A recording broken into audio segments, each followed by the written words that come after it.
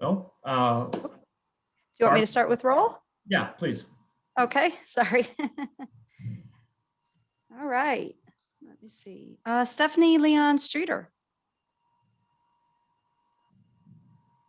Here. Gail Shoot, I'm sorry. It's okay. Present. Andrea Nelson Roberts. Present. Paul Hampel. Present. Kevin McKenna. Present. Jay Nelson. Present. Andy Bressler. Present. Keisha Lee. Present. Jeff Springer. Here. Gregory Carl.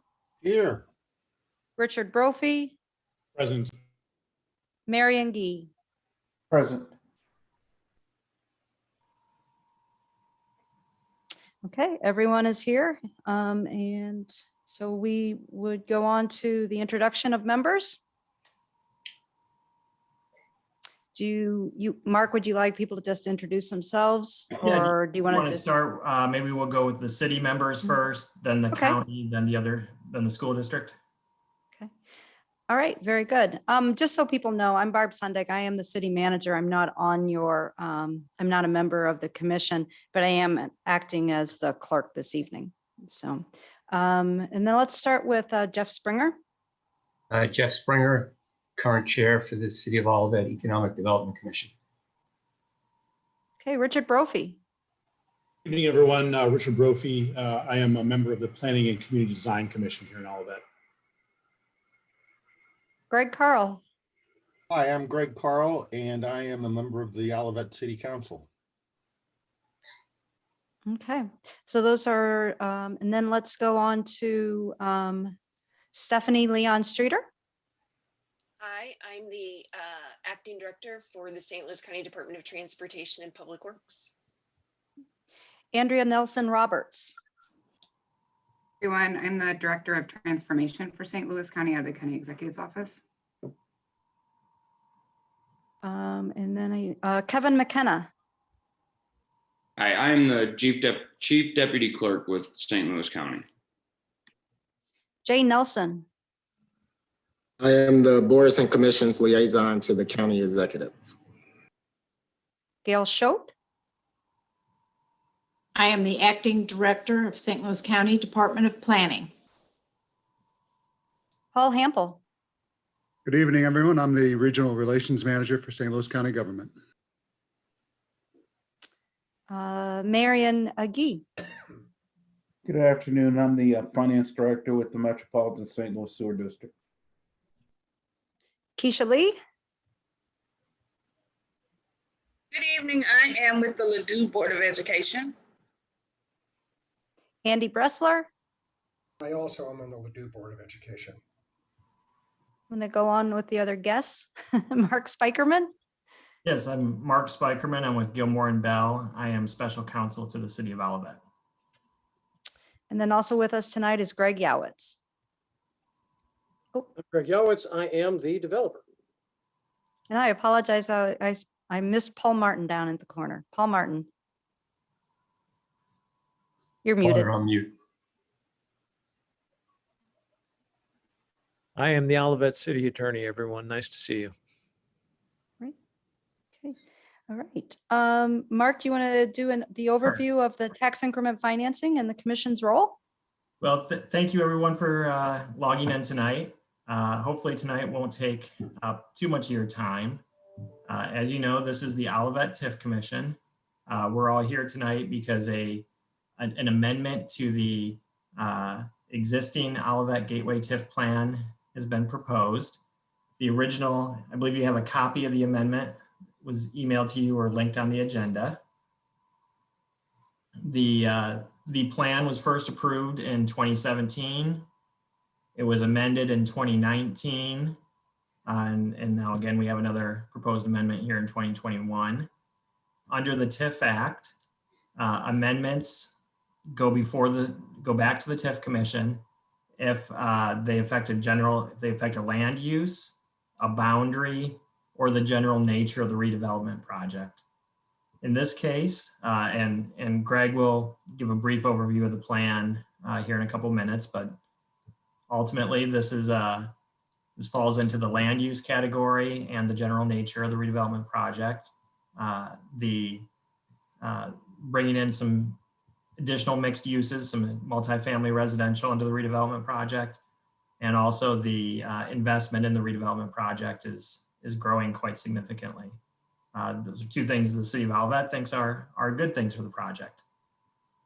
The TIF Commission's role is to review this proposed amendment, to hold a public hearing, and to make a recommendation to the city council whether or not they should approve the proposed amendment. Here tonight, you'll hear just a brief overview of the redevelopment plan. We'll ask that you elect officers, a chair, vice chair, and secretary, because this is an operating board. And then if everything meets your approval, we would ask that you set a public hearing date in which the public can then come and comment on the proposed plan. That we have to give about 45 days notice of that public hearing under the TIF Act.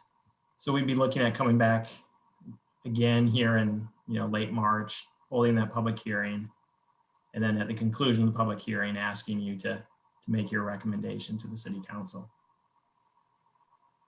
Happy to answer any questions regarding the process, but that's really it in a nutshell. If there aren't any questions, Barb or Mark, and I'd like to nominate Richard Brophy as chair for this commission. Second. Sorry, are there any other nominations? Seeing none, we do roll call here, so bear with me, sorry. Motion on the floor is to appoint Richard Brophy as the chairperson for the Olivet TIF Commission. It was seconded by Greg Carl. Jeff Springer, Yes. Greg Carl, Yes. Stephanie Leon Streeter, Yes. Gail Schote, Yes. Andrea Nelson Roberts, Yes. Paul Hampel, Yes. Kevin McKenna, Yes. Jay Nelson, Yes. Andy Bressler, Yes. Keisha Lee, Yes. Marion Gee, Yes. and Richard Brophy. Yes. Okay, with that, then Richard Brophy is now the chair of is the chairperson for the Olivet TIF Commission. And Mr. Chair, I'm going to leave it up to you to take nominations for the vice chair position. Yes, do we hear a nomination for vice chair? Mr. Chairman, I'd like to nominate Jeffrey Springer for vice chairman. Do we hear a second? Second. We have a first from Mr. Greg Carl and a second from Andrea Nelson Roberts. Ms. Sondag, would you take the roll, please? Were there any other nominations before? Excuse me. That's okay. Okay. Gregory Carl, Yes. Stephanie Leon Streeter, Yes. Gail Schote, Yes. Schote, I'm sorry. I had trouble with that. Andrea Nelson Roberts, Yes. Paul Hampel, Yes. Kevin McKenna, Yes. Jay Nelson, Yes. Andy Bressler, Yes. Keisha Lee, Yes. Marion Gee, Yes. Jeff Springer, Yes. Richard Brophy. Yes. I believe that was everyone. Okay, now you have a vice chair, Jeff Springer. So now, Chairperson Brophy, we just need a secretary. Yes, do I hear a nomination or a motion for secretary? I nominate Commissioner Greg Carl as secretary. And a second? Second. Any other motions for nomination? Nope. Ms. Sondag, would you mind taking the roll, please? Jeff Springer, Yes. Gregory Carl, Yes. Stephanie Leon Streeter, Yes. Gail Schultz, Yes. Andrea Nelson Roberts, Yes. Paul Hample, Yes. Kevin McKenna, Yes. Jay Nelson, Yes. Andy Bressler, Yes. Keisha Lee, Yes. Marion Gee, Yes. and Richard Brophy. Yes. Okay, so the chairperson is Richard Brophy, vice chair is Jeff Springer, and the new secretary is Greg Carl. Thank you, Ms. Sondag.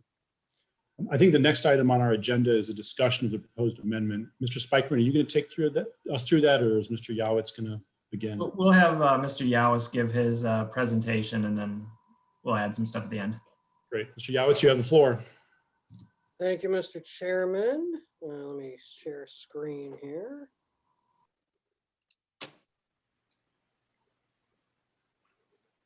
Okay. See if I get this right. Okay, can you all, oh, what happened there? Hold on. Something just It looks happened. okay to us, Greg. Yeah, accepted. Oh, no, that's not good. Okay, give me 1 second here. Something, I moved my mouse too far and all of a sudden my screen went blank. Let's try that again. Aha, I know what happened. Okay, give me 1 second here. Technical difficulties.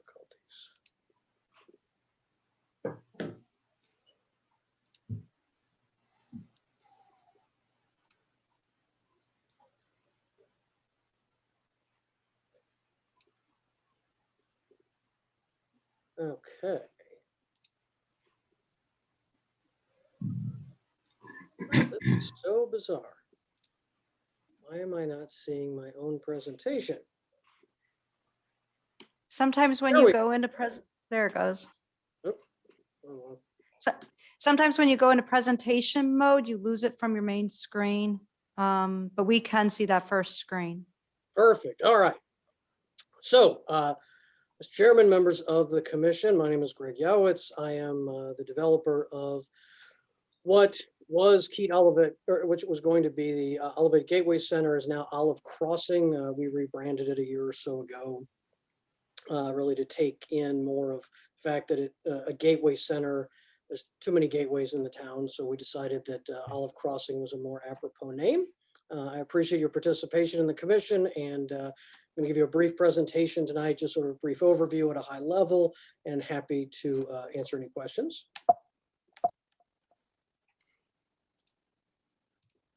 All right, so first what I thought I would do was show you the plan as it is approved under the current agreement, which is we're at the corner of Olive and Price. 170 is on the right, Price Road is on the left, Olive is on the top. And what you see, if you can see my pointer moving, hopefully, is the original layout, which had 3 retail buildings across the front, another retail building in the back, another restaurant with a drive-through here, small office building and garage, and a small hotel. So this concept had 7 buildings. It was about 180,000 square feet of building with 1 parking garage, and was, for lack of a better analogy, extremely dependent on retail as the primary driver of both tax revenue and business, and sort of the why people would come to the site. What I have before you now is our new 2021 plan. This plan has 6 buildings. We have For example, worked with the city over the past few years, working on better road structures, more thoughtful approach to pedestrian connectivity and green space. And we've consolidated down to 6 buildings with a few of them having larger footprints. The plan you see before you has a restaurant on this corner, again, this being Price Road, the top being Olive and the right being 170. Mixed tenant retail building here, mixed tenant retail building here. And one of the reasons, excuse me, that I'm before you tonight is the conversion of Lot 4 to multifamily residential, as well as the difference from the old plan. We've eliminated one of the drive-through restaurants in favor of a larger footprint office building, which in the 2018 plan it's around 60,000 feet, and what we're currently proposing is around 180,000 square feet, an associated parking garage, and it's actually a dual flag Marriott hotel on the southern end. The total square footage of the project now is in the neighborhood of 450,000 feet with +2 parking garages. And what we're creating here, instead of a really heavily focused transactional development that's really more about retail, is a true live, work, play environment where we bring the ability to bring a number of corporate citizens into Olivet, have a lodging opportunity that doesn't exist in Olivet, have residential, and still provide retail options and restaurants. And this plan, if you were to look at Olivet's strategic plan and the zoning, the MU Gateway zoning that underlies the site, this plan is more in concert with that plan. It really creates a big why, a real dynamic sense of place, a real reason to come to Olivet, unless of course you already come here for the barbecue at Sugar Fire at my building across the street. So without going deep into the math, which I'm certainly happy to do after you have a chance to review it all at our next hearing, the 2018 projected total investment in this project was about $75 million. And Mr. Spikerman mentioned that we're here tonight not just because of the use, but because our 21 investment model now looks like in excess of $150 million. Much more significant project, a lot more square footage of real estate to drive a more stable tax base over retail, which creates really a sustainable mixed use project that, barring another pandemic or another 2008, is not as susceptible because it feeds upon itself. Office tenants can eat in the restaurants in the development. Their visitors can visit and stay in the hotel. People can work and actually live in the project in the same location. And we've really created more of an emphasis on our public and gathering spaces, which again, I'm happy to go into with you later. And I'm really excited about our ability to connect to the Centennial Greenway expansion as it runs in front of our site. And we're doing all of this and increasing our investment literally 100% while maintaining the request of the same percentage of TIF incentives that we had in 2018. And so when it comes to Lot 4, people ask me why. Why would you change this use? Well, I think we all know the world has changed a little bit in the last year with the pandemic, and what my partners and I realize is that we need something sustainable. We think that too heavy a focus on retail is too dangerous, not just for us, but also for all the taxing jurisdictions that are impacted by this project. My goal as a 27-year resident of Olivet, whose father was in the first graduating class of Ladue, my wife went to Ladue, and my kids went to Ladue.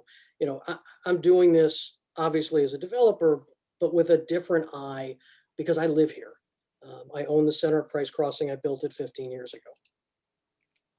One of the other whys, when it comes to apartments and residential in Olivet, the last apartment project to open in this city opened the year I graduated high school in 1986, and that was some time ago.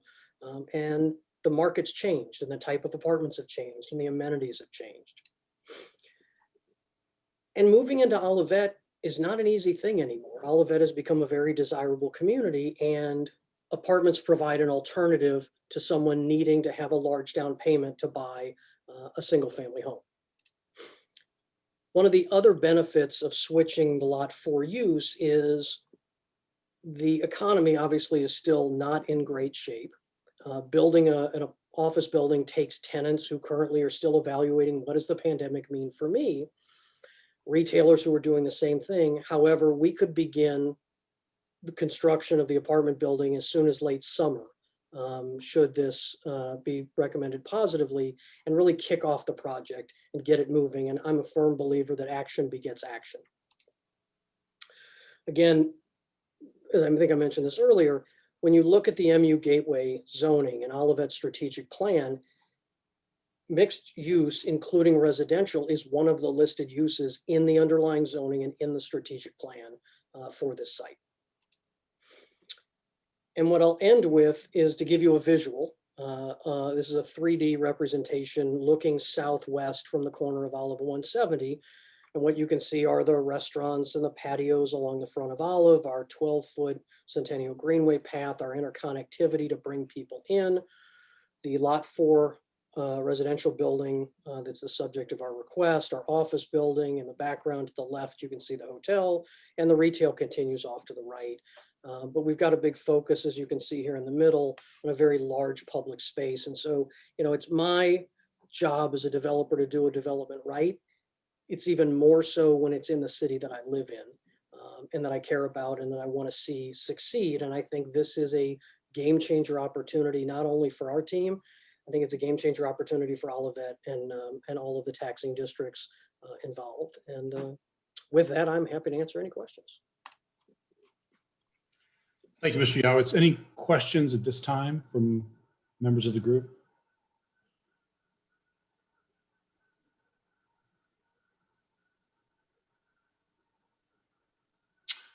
Okay, hearing none, I think the next item on our list is to establish a date for public hearing. My understanding, and Barbara, please correct me if I'm mistaken, but my understanding is that we can set a simultaneous date for both the public hearing and the next meeting. Is that correct? Yes, that is correct. The date that had been bandied about was March 29th, which I understand complies with the 45-day regulations. Is that acceptable to the group at large? Are there any conflicts that would prevent March 29th from being an appropriate date?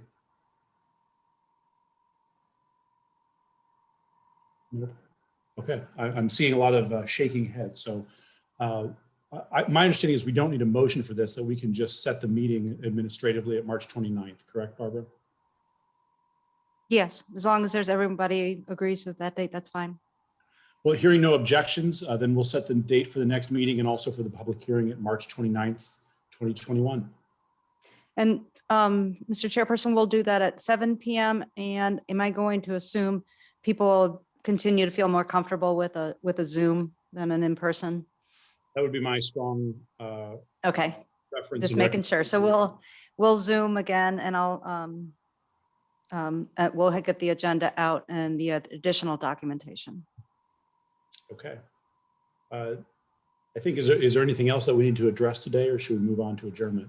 I'll just briefly that the city's planning consultant is preparing an updated cost benefit analysis with respect to the amendment. And we should have that out to the TIF commission well before the public hearing. Great. Yes. And I don't believe, Mark, we anticipate really any changes to the plan amendment at this time, unless we find something, but that document probably will just be moving forward. But if you have any questions, if any member of the commission has questions, they can direct them, I assume, to Barb, and then she'll provide the answers. I just have a question for clarity. So on March 29th, that's our next meeting and the public meeting? Yes, correct. Okay. So one follows the other, 7 o'clock we meet and then there's a public meeting, or is that our meeting? Is the public meeting? I believe that, and my recollection is a bit hazy, but I believe that's the way that we did it last time, is that we had our meeting and then the public hearing immediately thereafter. It becomes one, it's noticed as one meeting. Right. It would be noticed as one meeting.